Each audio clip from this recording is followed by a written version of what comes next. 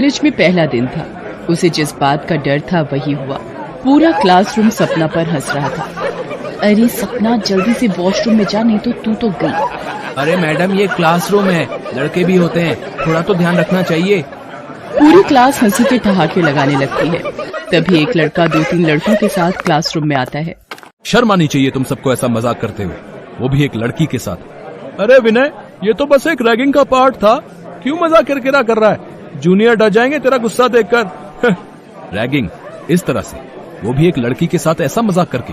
मुझे एक बार पता चल जाए ये टमाटो केचप किसने इसकी सीट पर गिराई, कॉलेज से बाहर न फेंकवा दिया तो मेरा नाम भी विनय सिंह नहीं। सपना रोती हुई वॉशरूम में अपनी ड्रेस साफ करने चली जाती है। विनय कॉलेज में सीनियर था और साथ ही साथ कॉलेज का प्रेसिडेंट भी था। उसके गुस्से से कॉलेज के सब बच्चे डरते थे। अगले दिन सपना विनय के पास जाती है। थैंक यू, आपने कल मेरी मदद की। इस कॉलेज में आपको कभी भी कोई परेशानी हो तो बेझिझक मुझे बताना। विनय और सपना शिमला में एक ही कॉलेज में पढ़ते थे। विनय सपना से सीनियर था। धीरे धीरे उनमें दोस्ती हो गई और वही दोस्ती प्यार में बदल गई। एक दिन, सपना, कल मेरा कॉलेज में आखिरी दिन है, इसके बाद मैं जयपुर वापस चला जाऊंगा और वहीं बड़े भैया के साथ काम संभालूंगा। मैं तुम्हारे बिना कैसे रहूंगी विनय? सपना, तुम कॉलेज पूरा कर लो, फोन पर हम बात कर लिया करेंगे, उसके बाद मैं घर में शादी के लिए बात कर लूंगा। विनय अपने भैया सूरज के साथ दुकान संभाल लेता है। सपना फाइनल ईयर में थी और कुछ ही हफ्तों में उसका कॉलेज कंप्लीट होने वाला था। एक दिन, सपना जल्दी चल, वो राधिका मैम की तबीयत कुछ ठीक नहीं है, उनके पेट में तेज दर्द उठ रहा है। क्या हुआ मैम, आपकी तबीयत तो ठीक है ना? कुछ नहीं सपना, वो कथक डांस कार्यक्रम के दिन नजदीक आ रहे हैं तो इन फर्स्ट ईयर की लड़कियों को ज्यादा प्रैक्टिस करवानी पड़ती है।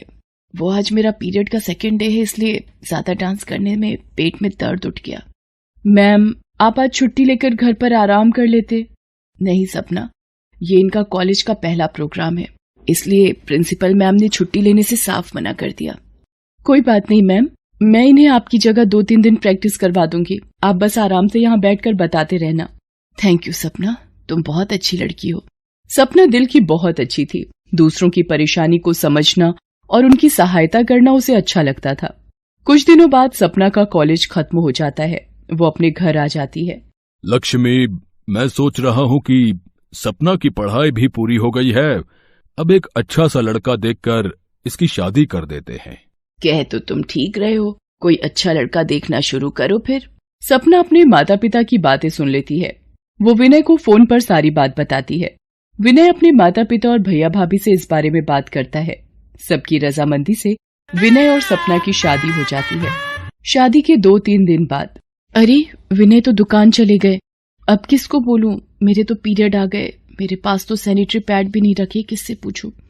सुमन भाभी से पूछती हूँ। सुमन भाभी, मेरे ना पीरियड आ गए हैं और मेरे पास सैनिटरी पैड नहीं है, आपके पास है क्या? नहीं सपना, शादी से पहले तो मेरी मम्मी ला देती थी तो मैं वही लगाती थी, पर यहाँ तो थोड़ी शर्म के कारण कपड़े का इस्तेमाल ही कर लेती हूँ। हमेशा पैड लाने के लिए बाजार भी तो नहीं जा सकती। पर भाभी, सैनिटरी पैड तो हमारी जरूरतों का हिस्सा है। तुम धीरे धीरे इस घर में रहोगी तो तुम्हें सब समझ आ जाएगा। कोई नहीं, मैं देखती हूँ भाभी। मैं एक काम करती हूँ, यहीं पास में किसी केमिस्ट शॉप से खरीद कर ले आती हूँ। सपना अपनी सास सुशीला के पास जाती है। माँ जी, यहाँ पास में कोई मेडिकल शॉप है क्या? मुझे अपने लिए सैनिटरी पैड खरीदने हैं। वो क्या होता है, कोई जरूरी चीज है तो मैं विनय के बापू को बोल देती हूँ, वो ले आएंगे। तुम क्यों जाओगी? नई बहू हो, लोग क्या कहेंगे? डोली आई नहीं कि बहू को अकेले बाजार भेज दिया। माँ जी, मेरे पीरियड आ गए और मुझे पैड की जरूरत है। क्या माहवारी शुरू हो गई है? पहले बताना था ना। अब इसके नियम कायदे भी हमारे घर के तुम्हें सीखने होंगे। और ये पैड वगैरह अंग्रेजी चोचले हैं। हमने तो अपनी पूरी उम्र उन दिनों में कपड़ा लगाकर ही गुजार दी। मैं पुरानी चादर देती हूँ, उसमें से टुकड़ा फाड़ लेना। सपना कमरे में आकर विनय को फोन करती है।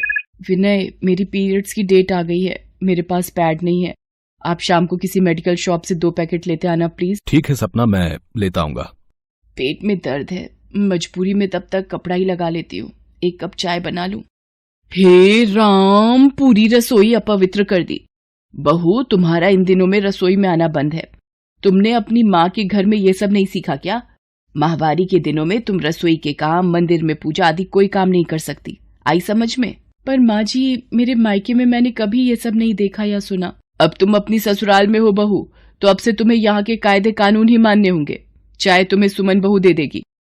सुमन, जैसे तुम्हारे अलग बर्तन बने हुए हैं वैसे ही सपना की थाली और कटोरी गिलास इन दिनों के लिए अलग कर दो। सपना अपने कमरे में आ जाती है। वो ये सब देखकर बहुत दुखी होती है कि आज भी लोग इतने रूढ़िवादी कैसे हो सकते हैं। शाम को विनय सपना के लिए सैनिटरी पैड ले आता है। वो उसे दिन की बात बताती है। सपना, मैं जानता हूं कि माँ पुराने ख्यालों की है, इसलिए उन्हें थोड़ा वक्त दो, और मुझे पता है तुम अपने प्यार और विश्वास से एक दिन उनका दिल जीत लोगी। सुमन बहू, सपना बहू, दोनों इधर आओ। कल करीबी रिश्तेदार की शादी है, कार्ड आया हुआ है, हमें जाना है। सब लोग शादी में जाने की तैयारी करते हैं। सपना, क्या मैं अंदर आ सकती हूँ?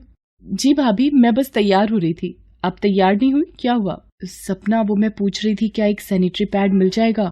वो साड़ी हल्के रंग की है तो कपड़े में दिक्कत होगी, दाग ना लग जाए। जी भाभी, मेरी भी आज डेट हो गई, पहला दिन है मेरा भी। ये लो, आप ये 2 पैड लगा लो, फिर कोई दिक्कत नहीं होगी। सब लोग शादी में जाते हैं। अगले दिन सुबह। अरे मेरी मैया, बिल्कुल नहीं रुक रहा दर्द, बार बार बाथरूम भाग रही हूँ, कुछ करो, उल्टी दस्त ना रुक रहे मेरे तो। माँ, विनय डॉक्टर को लेने गया है, बस आता ही होगा। सुशीला, कितनी बार मना किया है तुम्हें, अब उम्र हो गई है, शादियों का खाना नहीं पचता हम बूढ़ों को। फिर भी तुमने रबड़ी जलेबी खा ली, अब परेशान हो रही हो। डॉक्टर, माँ को जरा देखिए क्या हो गया है। इन्हें किसी खाने की चीज से फूड पॉइजन हो गया है। ठीक होने में 3 से 4 दिन लगेंगे।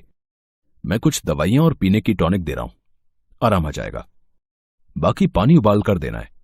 इन्हें पतली खिचड़ी, दलिया, सूप वगैरह ही सिर्फ खिलाना है। खान पान का बहुत ध्यान रखना है। आइए डॉक्टर, मैं आपको छोड़ देता हूं। माँ जी, मैं और सपना दोनों महीने से हैं, रसोई में कैसे जाएं? नहीं सुमन बहू, तुम दोनों बिल्कुल रसोई में नहीं जाओगी, ये पाप है। अब सूरज और विनय रसोई में चले तो गए, पर दोनों को क्या समझ रसोई में क्या करें। सपना ये सब देखकर गुस्से में थी। कहीं पानी उबाला तो गिर गया, कहीं दाल कच्ची रही, चावल और दाल का अंदाजा नहीं। घर के लोग तो बाहर से खाना मंगवा सकते थे, पर सुशीला के लिए तो बाहर का खाना जहर था। सुशीला को दवाई देने का वक्त हो रहा था। वो खाली पेट दवाई कैसे लेती? हार कर सपना का गुस्सा और बढ़ गया। वो रसोई में गई। प्लीज आप दोनों थोड़ी देर के लिए रसोई से बाहर चले जाएं। अरे मुझे ऐसे ही दवाई दे दो, मुझे खिचड़ी वगैरह मत दो, मेरे पेट में दर्द बढ़ रहा है। सुशीला को फिर एक उल्टी आती है। सुमन उसके पास जाती है। उधर क्या हाल कर दिया रसोई का। पहले पानी उबाल लेती हूँ, ठंडा हो जाएगा, फिर एक तरफ खिचड़ी रख दूंगी। थोड़ी देर बाद सपना सुशीला के लिए खिचड़ी लेकर जाती है और अपने हाथों से उबला पानी पिलाती है। ये तूने क्या किया बहू, सालों की परंपरा थी ये। माँ जी, मैं सिर्फ 2 शब्दों में ये बात कहूंगी, आप उसे जो भी समझें। मेरी सासू माँ की जिंदगी से बढ़कर इस वक्त मेरे लिए कोई धर्म नहीं था। आप हो तो हम हैं, ये परिवार है। आपकी जिंदगी बचाने के लिए यदि ये पाप मुझे करना पड़ा तो ऐसे 100 पाप मैं और करूंगी, और आपकी जिंदगी पर आंच भी नहीं आने दूंगी। आप मेरी माँ हो, हम सबकी माँ। ये सुनकर सुशीला ने सपना को गले से लगा लिया। फिर सुमन भी सपना के साथ सुशीला की देखभाल करने लगी। कुछ दिनों बाद सुशीला ठीक हो गई। अब वो समझ चुकी थी कि जमाना बदल रहा है तो उसे भी जमाने के साथ कदम मिलाना है, और मुश्किल घड़ी में की गई मदद में तो भगवान भी साथ